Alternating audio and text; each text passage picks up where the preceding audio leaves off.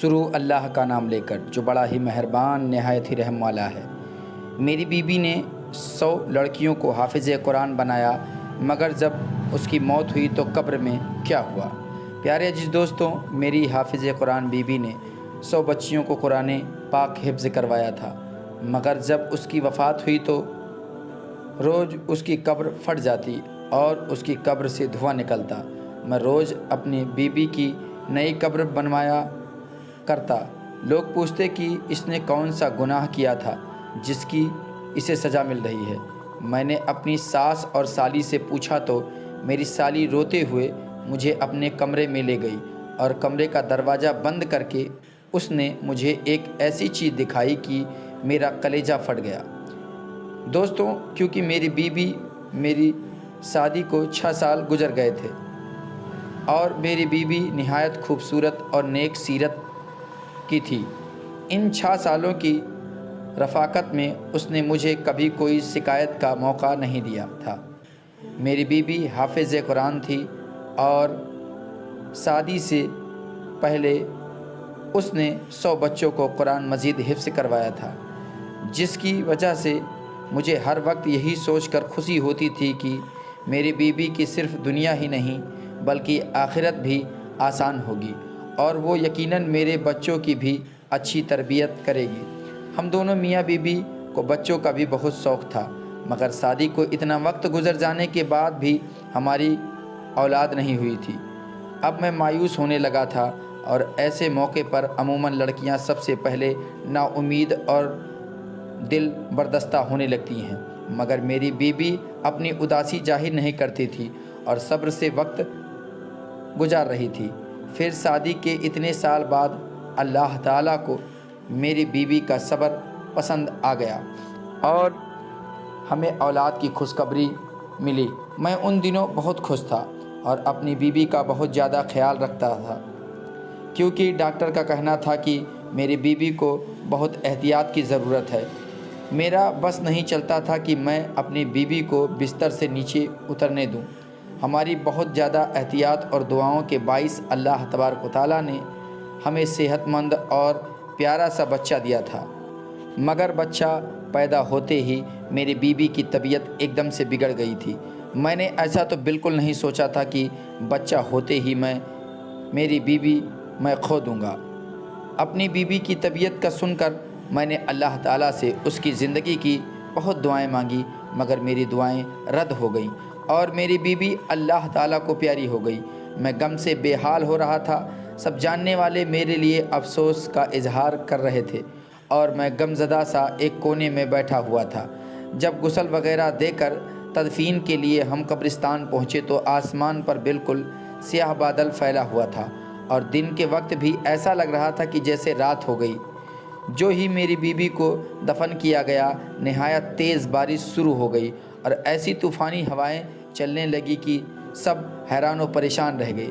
بیوی کو دفن کرنے کے بعد ہم سب اپنے اپنے گھروں کو پہنچے تھے۔ مجھے ایسا لگ رہا تھا جیسے موسم بھی میرے ساتھ میری بیوی کی موت کا غم منا رہی ہو۔ رات دیر تک تیز طوفان چلتے رہے۔ میرا بچہ فی الوقت میری بیوی کے گھر والوں نے سنبھال رکھا تھا اور وہ لوگ بھی میرے گھر پر ہی قائم پذیر تھے، اس لیے میں بھی بچے کی طرف سے بے فکر ہو کر اپنے کمرے میں اکیلا بیٹھا اپنی بیوی کو یاد کرتا اور اسے یاد کرتے کرتے میری آنکھ لگ جاتی ہے۔ صبح کے قریب میں نے خواب دیکھا کہ میری بدحال سی بیوی بہت بری طرح رو رہی ہے۔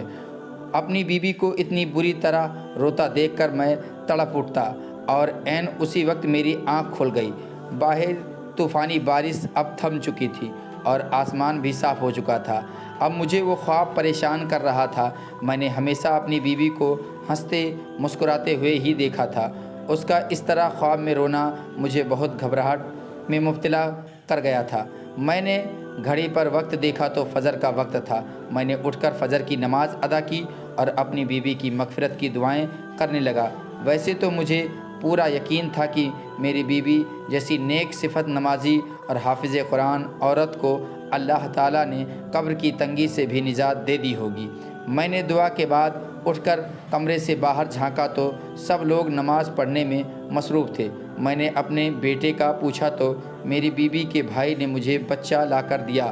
وہ سکون سے سو رہا تھا۔ میں مطمئن ہو گیا اور اتنی دیر اپنے بیٹے کو سینے سے لگا کر بیٹھا رہا۔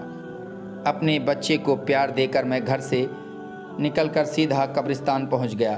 میں اپنی بیوی کے لیے قرآن پڑھنا چاہ رہا تھا اور اس رات والے طوفان کے بعد میں اس کی قبر کی حالت کا بھی اندازہ لگانا چاہ رہا تھا۔ میں قبرستان پہنچ کر اپنی بیوی کی قبر کے پاس پہنچا تو اس کی قبر کی حالت دیکھ کر میرے رونگٹے کھڑے ہو گئے تھے۔ میرا دل خوف سے پھٹنے والا ہو رہا تھا، کیونکہ جس عورت کو میں نیک اور جنتی سمجھ رہا تھا اس کی قبر پر ایسا عذاب آیا ہوا تھا کہ مجھ جیسا مضبوط مرد بھی اندر تک دہل گیا تھا۔ میری بیوی کی قبر پھٹی پڑی تھی اور اس میں سے دھواں نکل رہا تھا۔ اللہ اکبر! دھواں اتنی تیز تھا کہ میرا وہاں کھڑا ہونا مشکل ہو گیا تھا۔ کوئی مزدور بھی میری بیوی کی قبر بنانے کو تیار نہیں تھا۔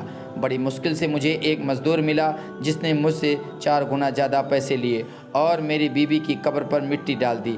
یہ سب اس مزدور نے دور سے کھڑے ہو کر کیا تھا۔ میں گھر پہنچا تو میری حالت نہایت خراب ہو رہی تھی۔ سب نے میری حالت کو بیوی سے جدائی کا غم سمجھ کر مجھے سہارا دیا اور تسلی دینے لگے، جبکہ میں حیران تھا کہ آخر میری بیوی پر اللہ تبارک و تعالیٰ کا عذاب کیوں آیا تھا۔ وہ تو نیک عورت تھی۔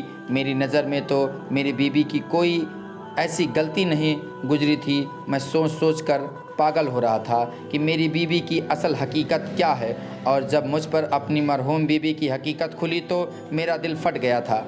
میرا نام محسن ہے۔ میں اپنے والدین کی اکلوتی اولاد تھا۔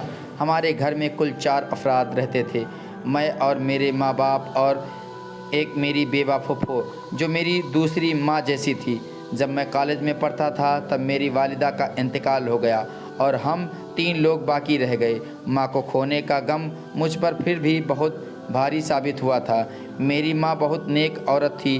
مجھے میری پھپھو اور میرے ابا نے میری ماں کا غم بھلانے کے لیے بہت سہارا دیا اور ہر وقت میرے ساتھ لگے رہتے تھے۔ وہ دونوں کوشش کرتے تھے کہ مجھے اکیلا نہ ہونے دیں۔ میں ہمیشہ سے ہی ان کی توجہ کا واحد مرکز رہا تھا۔ پھر میں بھی کچھ عرصے بعد سنبھل گیا اور دوبارہ سے اپنی تعلیم کا سلسلہ شروع کر دیا۔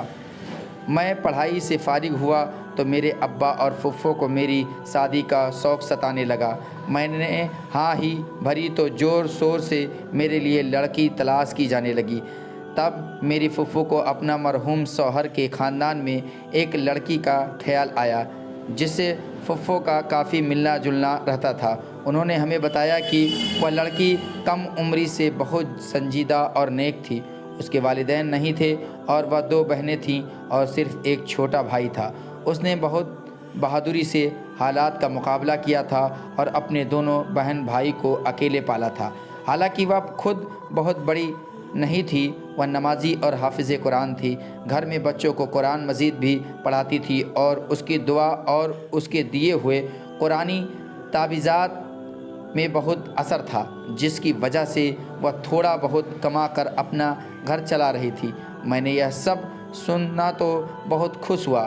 میں نے سوچا اور اسے دیکھے بنا میں نے اس کے لیے ہاں ہی بھر لی، اور پھپھو نے پہلی فرصت میں ہی اس کے خاندان کے بڑوں سے مشورہ کر کے میرا رشتہ اس لڑکی سے طے کر دیا اور جلد شادی بھی طے کر دی۔ میرا رشتہ کیا ہوا تو میری بیوی نے یہی شرط رکھوائی کہ وہ بعد میں بھی اپنی بہن کی شادی ہونے تک اور بھائی کی تعلیم پوری ہونے تک ان دونوں کی مالی امداد کرتی رہے گی۔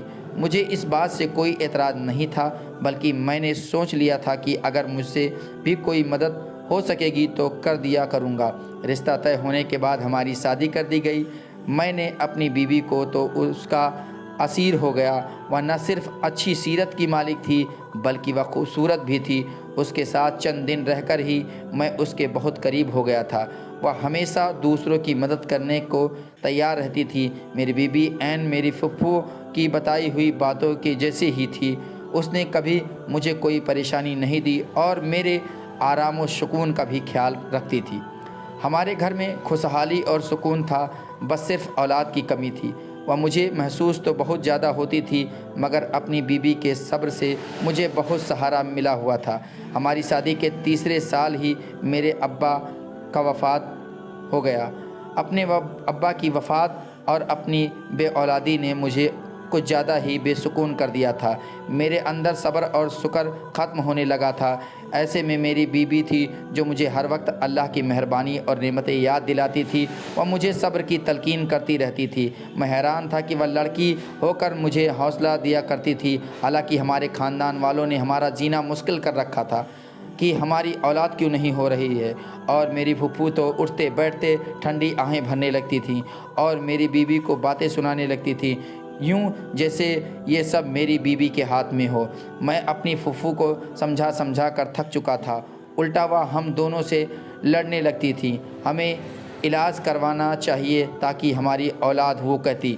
اسی پریشانی میں وقت گزرتا چلا گیا۔ جب ہماری شادی کو 6 سال ہونے والے تھے تب ہمیں اولاد کی خوشخبری مل گئی۔ ہم تینوں جیسے پھر سے جی اٹھے تھے۔ میں نے اور پھپھو نے میری بیوی کا خیال بھی بہت رکھا تھا اور بہت احتیاط کی تھی۔ میرا بیٹا ٹھیک ٹھاک اور صحت مند پیدا ہوا تھا، لیکن میری بیوی کی طبیعت بگڑ گئی تھی اور وہ موت کے منہ میں چلی گئی، اور یہ سب بہت اچانک ہوا تھا اور میں اس صدمے کے لیے بالکل تیار نہیں تھا۔ اپنے بچے کی تربیت کے حوالے سے میں اور میری بیوی نے مستقبل کے بہت منصوبے بنائے ہوئے تھے، مگر موت کسی کے ارادوں اور مرضی کی محتاج ہی کب ہوتی ہے۔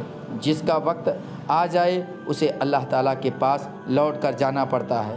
مگر اپنی بیوی کی قبر کی اب تک حالت اور اس پر آیا عذاب مجھے دھکا پہنچا گیا تھا۔ ہر مشکل حال میں بھی میں نے اپنی بیوی کو صابر میں شاکرہ دیکھا تھا۔ مجھے ڈھونڈنے سے بھی کوئی خامی نہیں نظر آ رہی تھی۔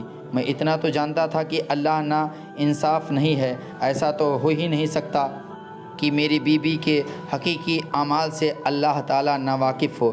مجھے حیرت اور صدمہ تھا کہ میں اتنا عرصہ اپنی بیوی کے ساتھ رہ کر بھی اسے جان نہیں پایا تھا۔ پیارے عزیز دوستوں، اس کی اگلی کڑی ہم اگلے ویڈیو میں آپ کو دیں گے۔ تب تک کے لیے خدا حافظ۔